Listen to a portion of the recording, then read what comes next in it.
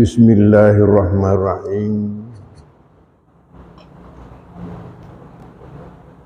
Alhamdulillahi rabbil alamin. Wassalatu wassalamu ala asyrafil anbiya'il mursalin Sayyidina Muhammadin wa ala alihi wa ashabihi wa atba'ihi ajma'in.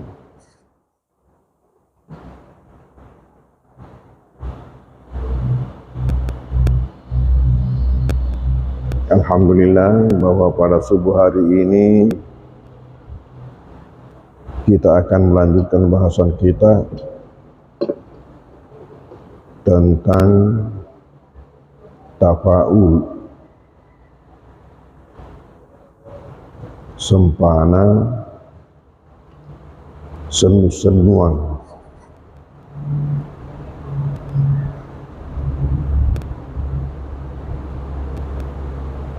Kemarin telah dikemukakan hadis Anas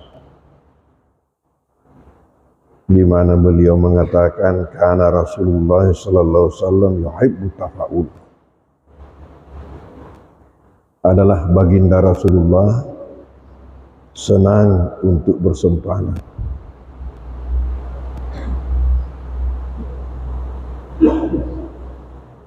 Senang untuk senu-senuan.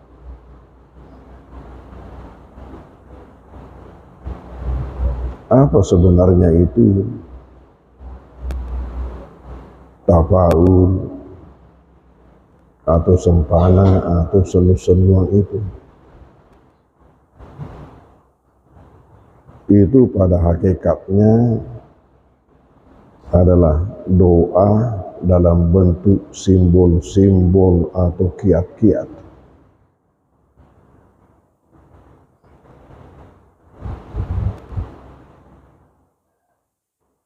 Hal ana menunjukkan kepada kita bahwa ternyata kita ini umat Islam mengenal dua jenis doa,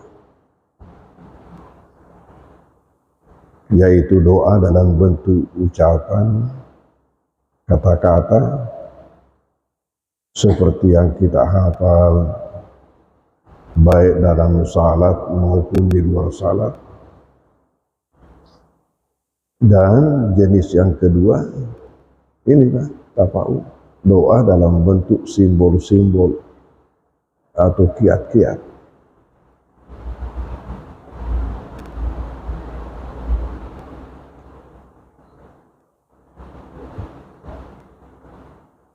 Di antaranya ialah adanya Nabi menyuruh mengazankan bayi yang baru lahir.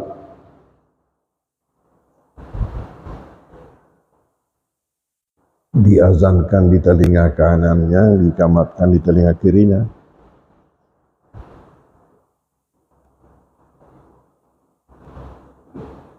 Di mana beliau menurut riwayat Imam Al-Baihaqi dan An-Nasa'i dari Hasan bin Ali mengatakan man wulidalahu maulud, siapa yang melahirkan anak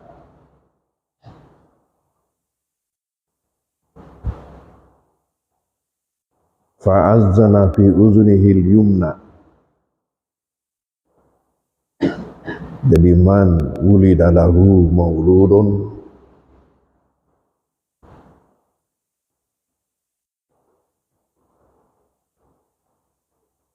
siapa yang melahirkan anak fa'azzana, lalu ia mengazankan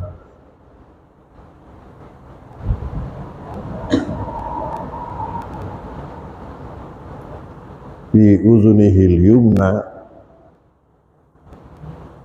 di telinga kanannya, fi uzunihi al-yumna,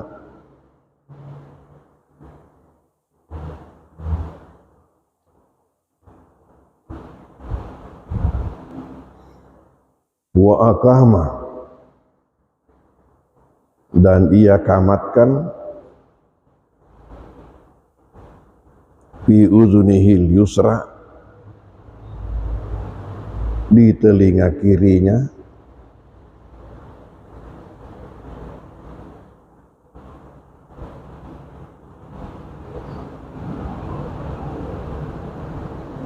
lam tadurrahu sibyan,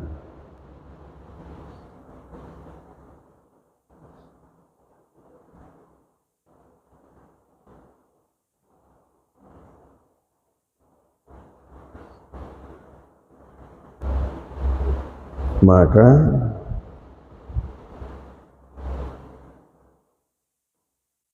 tidak berbahaya baginya jin yang selalu ikut pada orang.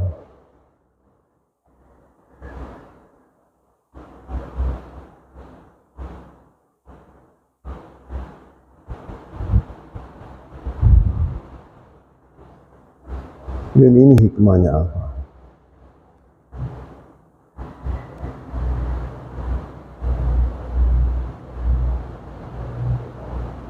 Azan itu adalah untuk salat 5 waktu.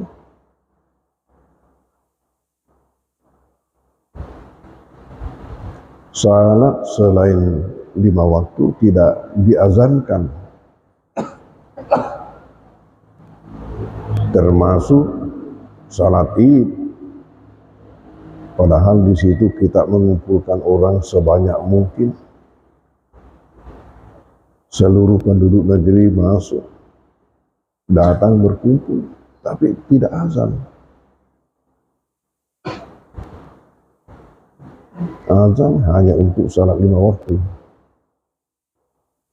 Tetapi mengapa Nabi suruh azan? Nah, itulah contohnya tafaul. Ini suatu kiat yang bermuatan doa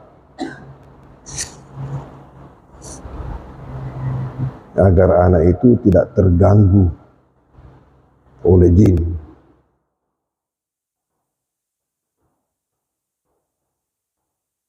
Di mana bahwa ucapan pertama yang masuk dalam telinga anak yang baru lahir adalah kalimat tauhid.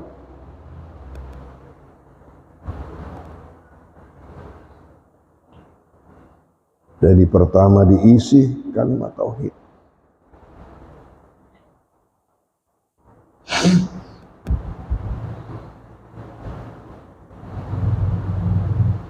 Setelah Nabi mengatakan kullu mauludin yuladu alal fitrah, setiap anak itu, anak yang lahir dilahirkan atas kesucian. Kesucian akidah jangan lagi diganggu, maka diazankan supaya dari awalnya ia bisa. Itu masuk dalam alam tidak sadar itu, hal itu.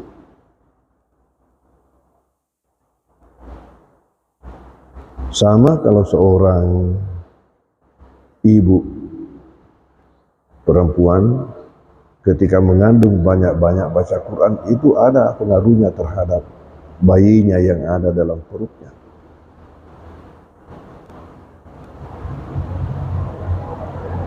Maha kuasa Allah.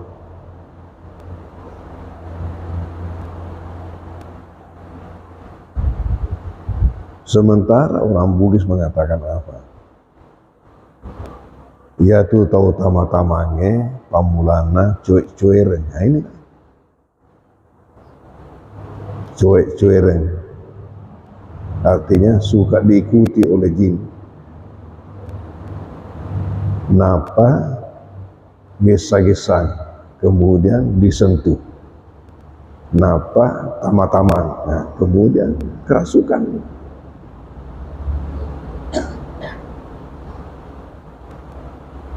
Sudah sampai di situ, Man Dr. Rahman, ya panggil, bawa lah.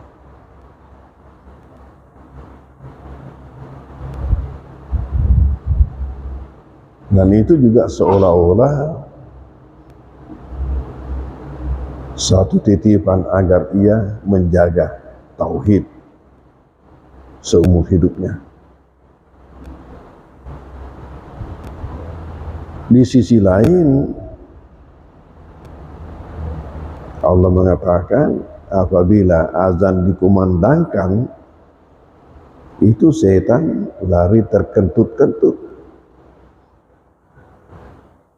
Kata beliau. Jadi paslah ini ketika anak lahir diazankan supaya yang sudah ada dekat di situ jadi lari. Bahaya ini. Ada azan. Di sisi lain, Nabi juga ada mengatakan kalau kamu melihat ada sesuatu aneh-aneh, azanlah.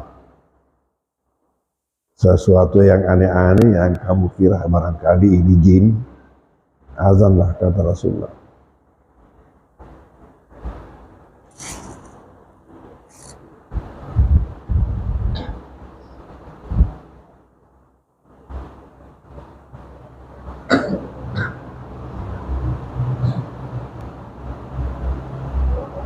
Dan menurut riwayat Imam Abu Dawud dan At-Tirmizi, di mana dari sahabat Rafi mengatakan bahwa saya sendiri melihat baginda Rasulullah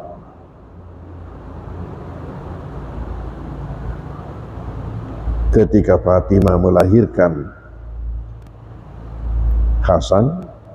Saya sendiri melihat baginda itu azankan.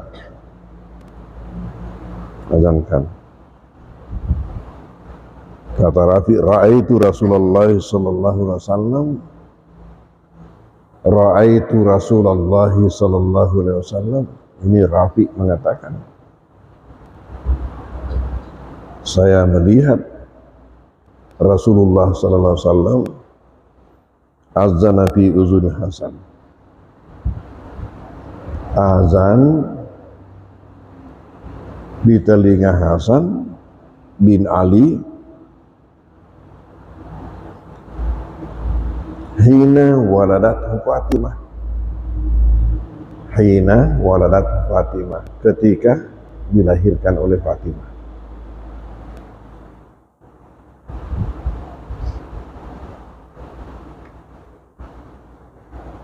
Ini contoh tafa'ul.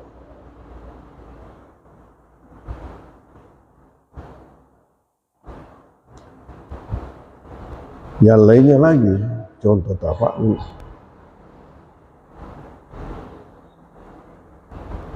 Yang dilakukan oleh baginda Rasulullah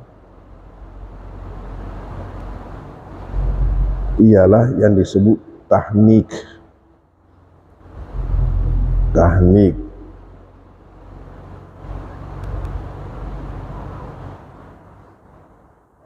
Apa itu tahnik? Kalau di dalam bahasa Perancisnya itu mapamimi atau mapalero, yaitu dengan memasukkan sesuatu yang manis. Yang dilakukan baginda adalah kurma ke mulut bayi. Mulut bayi. Ya, lalu digerakkan. Jadi, nah yang Nabi lakukan itu kurma dicerca dulu. Setelah lumat diambil, dimasukkan di dalam, digosokkan itu di dalam sampai anak itu menelan. Itulah namanya tahnik.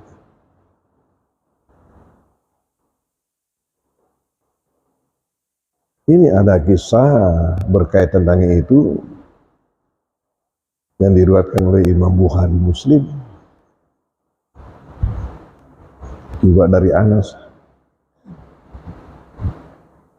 Kenapa Anas banyak cerita? Karena beliau melayani Rasulullah SAW 10 tahun. 10 tahun mengabdi secara pribadi pada Rasulullah. Jadi jangan heran kalau banyak yang dia ketahui.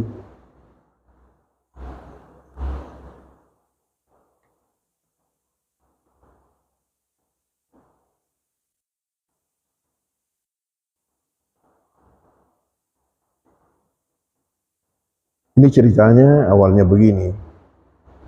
Sahabat Abu Talha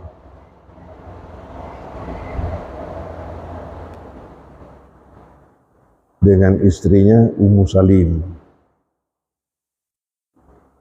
Dia punya anak kecil.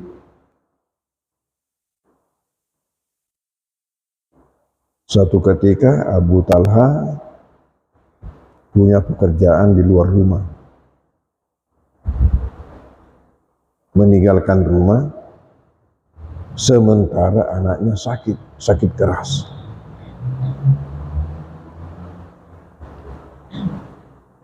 Tapi terpaksa juga Abu Talha tinggalkan rumah, keluar.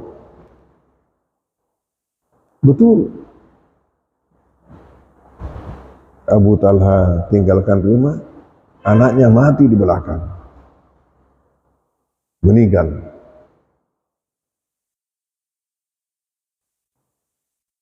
Kira-kira bagaimana istrinya itu?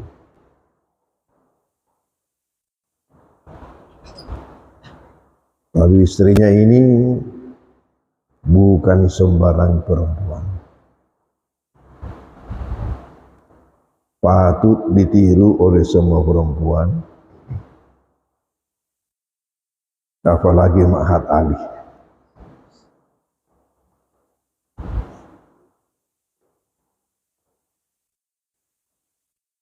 Walhasil Abu Talha kembali, ditanyakan anaknya, pasti itu ditanyakan, makan itu anaknya.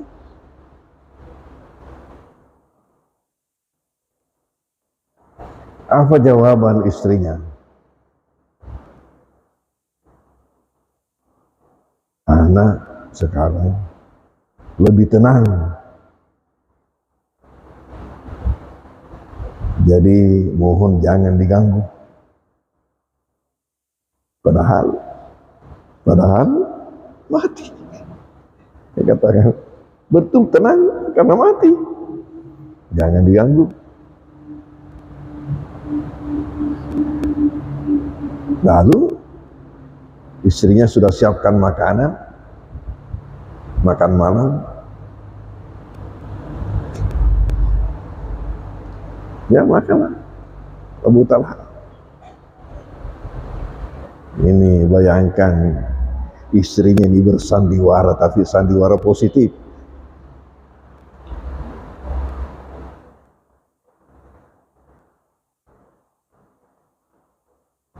Dan ia memoles dirinya sebagaimana ketika pengantin baru. Sehingga selesai makan itu Abu Talha tergoda. Lalu peranglah Israel dengan Arab.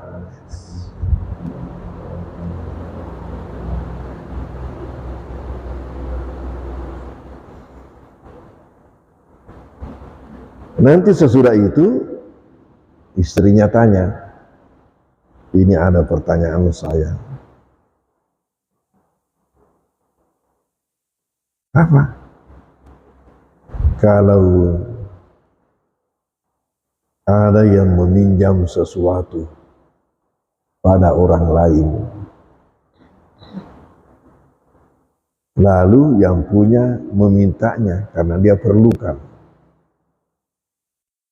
sementara ia juga masih memerlukan untuk memakainya. Pertanyaan, apakah ia berhak untuk melarang yang punya itu mengambil barangnya?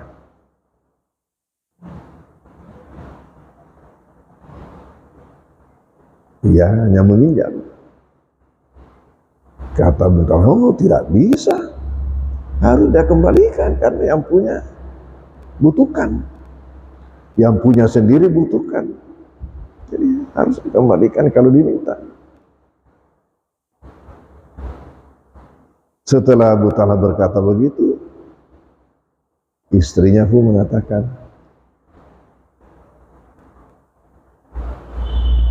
ya,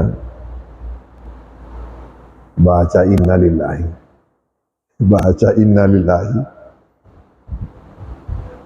anak kita telah tiada. Siap-siap saja untuk menguburkannya. Ya Allah, bagaimana kira-kira itu? Perempuan mana yang bisa melakukan seperti ini?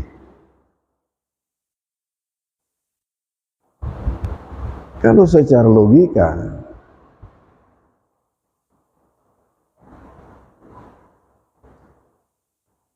maka umumnya hanya nangis. Mungkin ketika datang suaminya itu bisa pingsan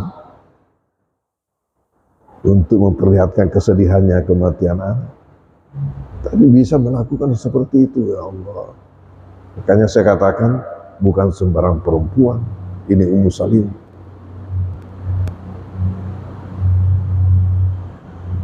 Lalu besoknya disampaikan kepada Rasulullah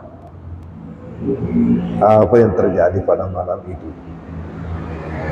Disampaikan. Lalu Nabi doakan,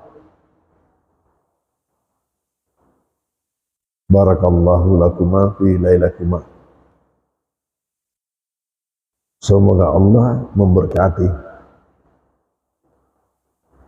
malam kalian berdua. Semoga Allah memberkati malam kalian berdua.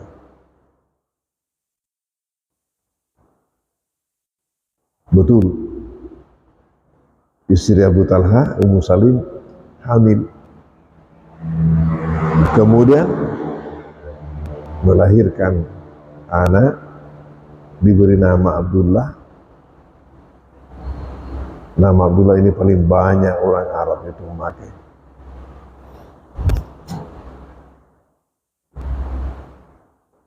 Yang membuat hotel Gerin Zamzam, hotel terbesar, termegah, tertinggi di Mekah sekarang ini adalah Raja Abdullah. Nah, setelah anak ini Abdullah lahir, maka sambung lagi kisahnya.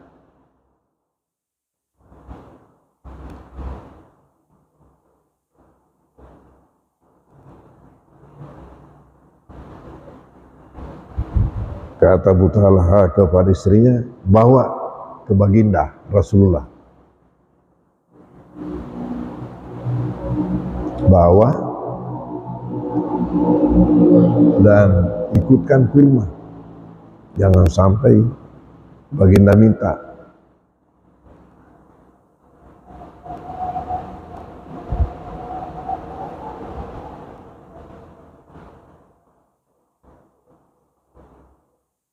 Lalu sampailah kepada baginda.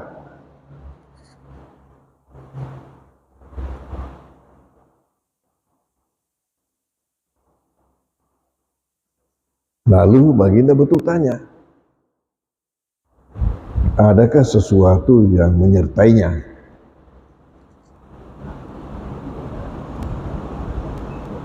Lalu istri Abu Talha tadi ini mengatakan, iya ada, kebetulan ada kurma.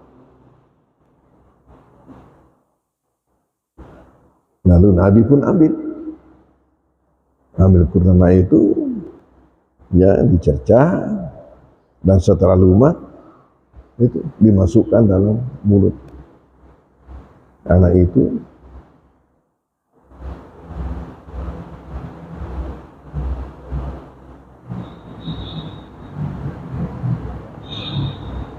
Dan Nabi sendiri sebenarnya yang memberi nama Abdullah. Inilah namanya tahnik.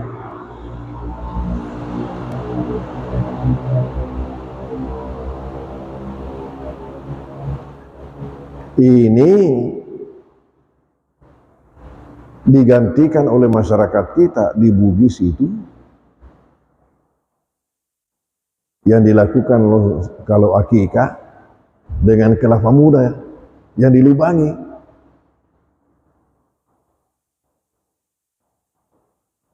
Kenapa ada kelapa muda? Itu sebagai pengganti kurma. Kenapa bukan kurma? Ceritanya, orang dulu naik haji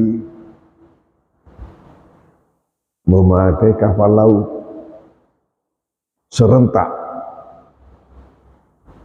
Jamaah Sulawesi Selatan umpamanya naik kapal Gunung Jati atau naik kapal Bele Abeto atau Hafre Abeto, sekali berangkat ramai kita itu ke pelabuhan dan sering terjadi pencopetan.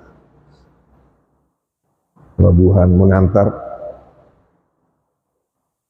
begitu juga kalau menjemput, Masya Allah.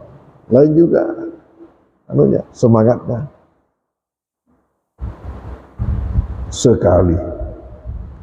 Sekali pula lah kita makan kurma kalau mereka salah kembali. Belum ada dijual seperti sekarang ini. Belum ada. Kalau tidak salah terakhir naik kapal laut itu tahun 78. Kalau tidak salah ingat. Naik kapal laut. Jadi jamaah haji kalau kembali bawa oleh-oleh termasuklah kurma yang naik kapal laut.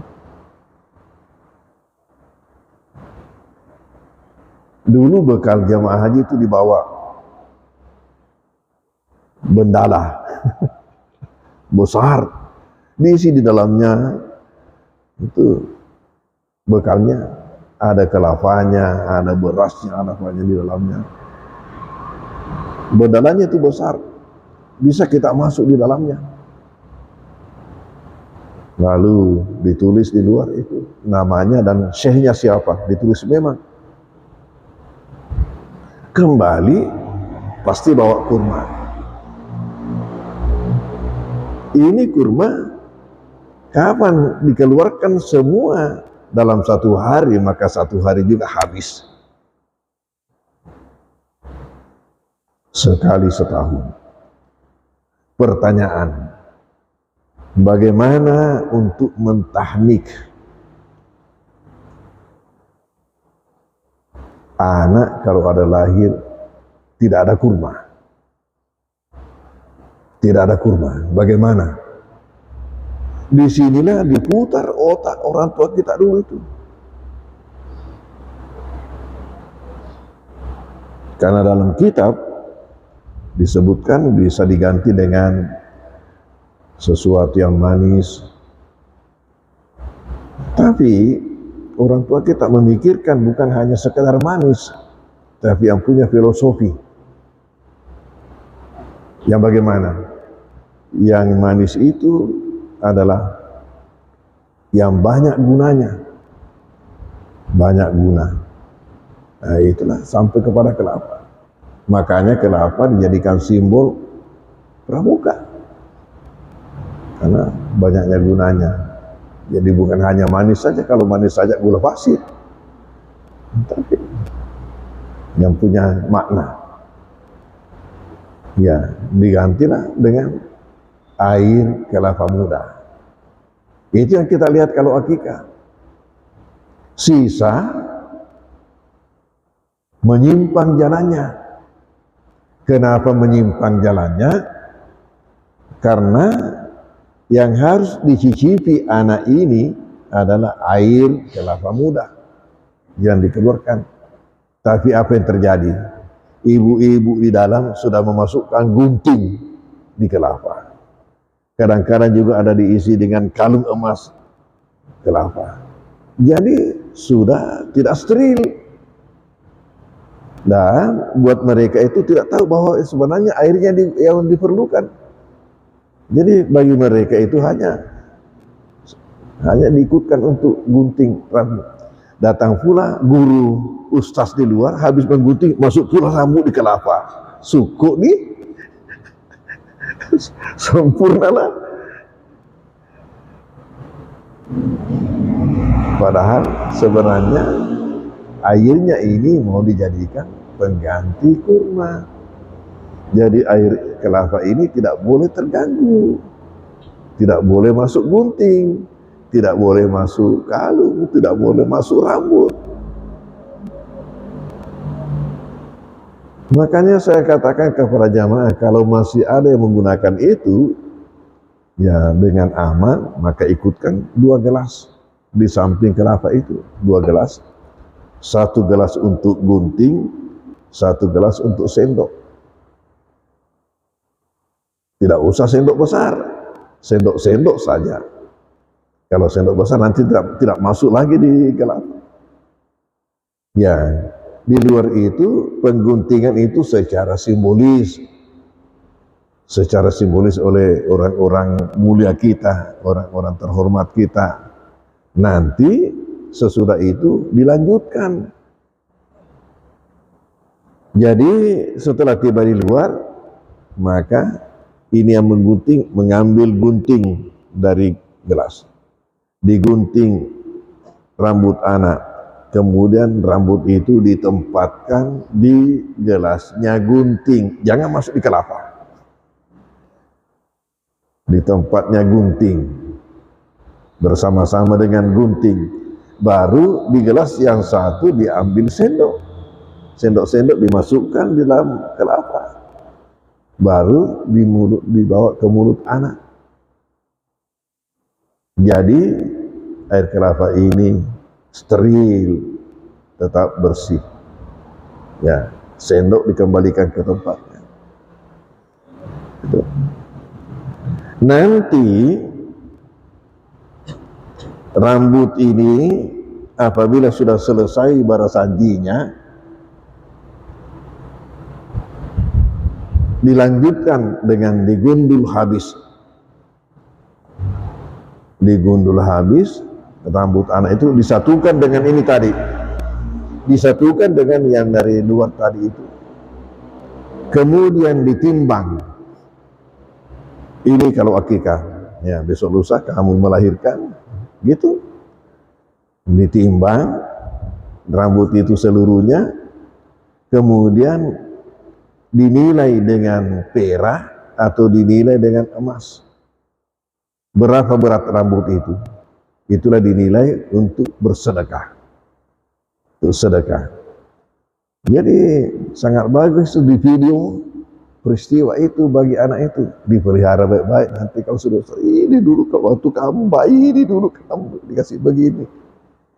Nah jadi kalau ada yang mau akikah, ya minta tolong undang itu tukang emas, penjual emas, minta tolong diikutkan timbangannya. Mengapa timbangan emas? Itu untuk yang halus, timbangannya itu untuk menimbang nanti rambut ini. Ya, jadi jangan lupa mengundang penjual emas, minta tolong diikutkan timbangannya untuk menimbang. Setelah selesai barasanji dikasih habis, gundul habis, nah, kemudian ditimbang rambut itu untuk dinilai berapa berat rambut itu, dinilai dengan perak atau dinilai dengan emas, harganya berapa untuk bersedekah. Itu ya apa acara kalau kita akikah, ya. Jadi dipotongkan hewan pada hari ketujuhnya, lepas hari ketujuhnya 27-nya, lepas itu 37-nya, lepas itu kapan kesempatannya. Ya, kemudian dilaksanakan ini, dan seterusnya selesai itu adalah peresmian namanya, diresmikan namanya. Itulah kalau diarahkan akikah.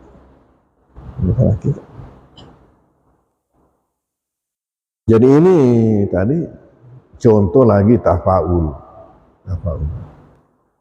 Yang lagi contohnya tafaul itu ini, Bapak Bibi ini tadi, itu adalah doa. Semoga anak ini yang menghadapi kehidupan yang manis dan membawa guna yang banyak. Itu intinya di situ. Sampai disitukan itu. Semoga anak ini ya, adalah menghadapi kehidupan yang manis dan membawa guna yang banyak pada manusia. Itu simbolnya tadi itu.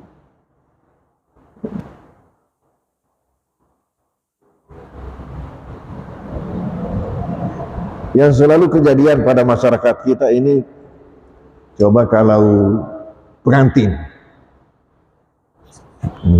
pengantin, kamu biasa melihat pengantin, ya, itu kalau pengantin laki-laki diantar, itu ada buah-buah, ada tempatnya khusus itu, biasanya dibawa mobil pickup, karena biasanya ada tebunya lagi naik, berbendera itu tebunya, ya, ada nangka, ada pisang, ada kelapa, pokoknya yang bagus-bagus lah. Apa itu tujuannya? Ini contoh tafaul. Contoh tafaul yang dipraktekkan oleh masyarakat kita. Kenapa ada buat apa itu? Itu adalah tafaul, itu adalah doa. Jadi doa dalam bentuk simbol-simbol. Simbolnya itu buah-buah. Apa tujuannya? Ini maksudnya semoga pengantin yang diantar ini berbuah. Makanya buah-buah.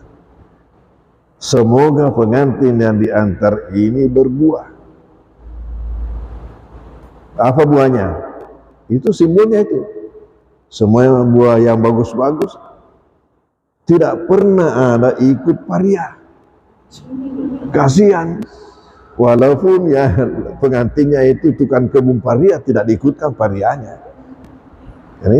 Karena ini adalah doa dalam bentuk simbol-simbol. Makanya yang bagus-bagus. Karena apa? Intinya semoga pengantin yang diantar ini berbuah dengan keluarga sakinah, mawaddah warahmah. Itulah simbolnya.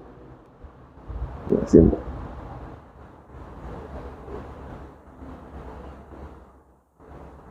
Yang penting jangan dijadikan akidah bahwa nanti begini baru sah.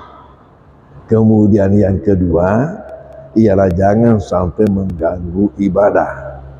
Yang ketiga tidak menyulitkan kita melakukannya. Itu. Jangan diyakini bahwa ini harus mutlak harus ada, karena ada doa dalam bentuk lain. Bentuk pertama, bacaan-bacaan. Yang kedua adalah jangan sampai mengganggu ibadah. Yang ketiga ialah tidak merepotkan. Orang Maros dulu suka melaksanakan pernikahan ketika menjelang maghrib. Itu. Jangan sampai orang tamu dulu kawin, siapa orang Maros di sini, jangan sampai orang tamu dulu kawin itu menjelang maghrib. Kamu tidak tahu karena kamu belum lahir. Suka, kenapa? Dia punya tafaul, dia punya istilahnya sendre kengimanu matarata. Jadi bersamaan dengan naiknya ayam itu di teratanya, karena orang kampung dulu itu semuanya pelihara ayam, ada teratanya itu. Ya, saya juga waktu masih tinggal di Lavasu ada saya punya ayam itu buatkan terata di kolom rumah itu dipasang. Kenapa? Kumendre manu emat terata buke telikna, temboloknya penuh. Nah, itu makanya dia jadikan itu sebagai tafaul supaya nanti ini pengantin juga sejahtera, penuh temboloknya. Nah, itu maksudnya sejahtera. Jadi itu tafaulnya, sehingga sore-sore ya menjelang maghrib. Tapi terganggu salat maghrib. Nah ini jadi itu syaratnya tadi itu. Jangan sampai dijadikan akidah, jangan sampai mengganggu ibadah dan tidak merepotkan kita melaksanakannya. Nah inilah bahasa kita. pada pagi hari ini. Wallahu a'lam bishawab. Bismillahirrahmanirrahim. Sallallahu alaihi wasallam. Allahumma anfa'na bima 'allamtana wa 'allimna ma yanfa'una wa rifa'na ma yanfa'una. Allahumma ij'alna minal ladzina yastami'una al-qawla fattabi'una ahsanah. Allahumma arinal haqqa warzuqna ittiba'ah wa arinal batila warzuqna ijtinabah. Wa sallallahu alaihi wasallam. Walhamdulillah. Al-Fatihah. A'udzu billahi bismillahirrahmanirrahim. Alamin arrahmanirrahim maliki yaumiddin. Iyyaka na'budu wa iyyaka nasta'in ihdinas siratal mustaqim siratal ladzina an'amta 'alaihim ghairil maghdubi 'alaihim.